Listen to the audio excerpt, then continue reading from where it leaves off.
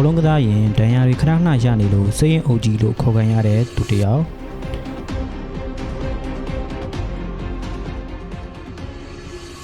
ဘောလုံးလောကမှာဒဏ်ရာတွေကြောင့်ဘဝပြည့်လူနေပါဖြစ်ရတဲ့ကစားသမားတစ်ယောက်ဟာကမ္ဘာအကောင်းဆုံးဘောလုံးတီယိုစုကိုတိမ့်ပိုက်နိုင်လိမ့်မယ်လို့ဘယ်သူထင်ထားမှာပါလဲ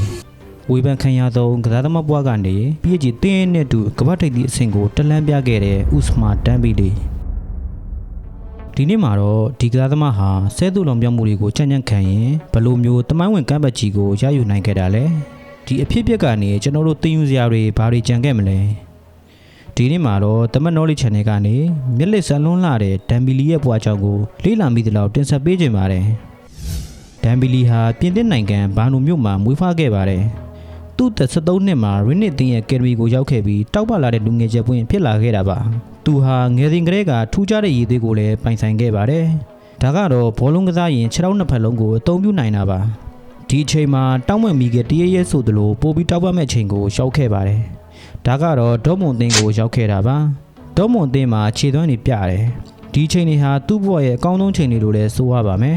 တကဘာလုံးကလည်းနောက်တစ်ချိန်မှာထုံးတော့လိုက်မဲ့ကျတဲ့ပွဲလို့ထင်ခဲ့ကြတဲ့ချိန်တွေဖြစ်ခဲ့တာပါဒါတွေမကသေးပါဘူးထုံးတော့လာတဲ့အများအတင်းကြီးတွေရဲ့စိတ်ဝင်စားခြင်းကိုလည်းခံလာရပါတော့တယ်ဒီအချိန်မှာပဲသူ့ဘဝရဲ့အလဲပြောင်းကိုစလာတာပါဒါကတော့နေမာရဲ့နေရာကိုအစားထိုးဖို့ဘာစီလိုနာကိုရောက်လာခဲ့တာပါစပိန်မြေဟာသူ့အတွက်အဆိုးဆုံးချိန်လို့ပြောရပါမယ်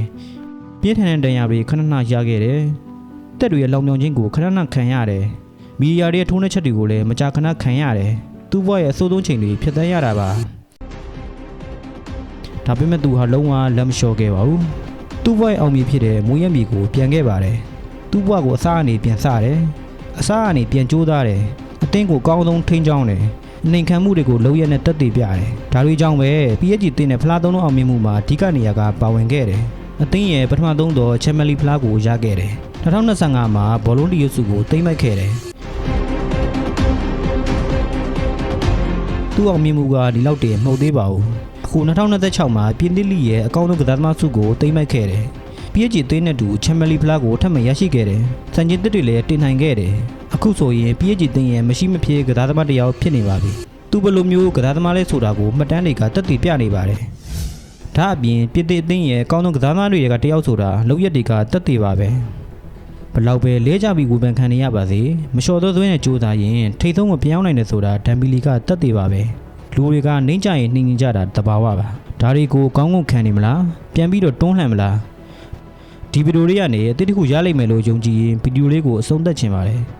အခုလိုစိတ်ဝင်စားစရာတွေကိုအမြဲတမ်းတင်ဆက်ပေးနေမှာမို့လို့ channel နဲ့ page လေးကို like and follow subscribe လုပ်ပေးခဲ့ကြပါဦးကျွန်တော်နာမည်ထွန်းထွန်းရေးပါနောက်ဗီဒီယိုမှာပြန်တွေ့ပါမယ်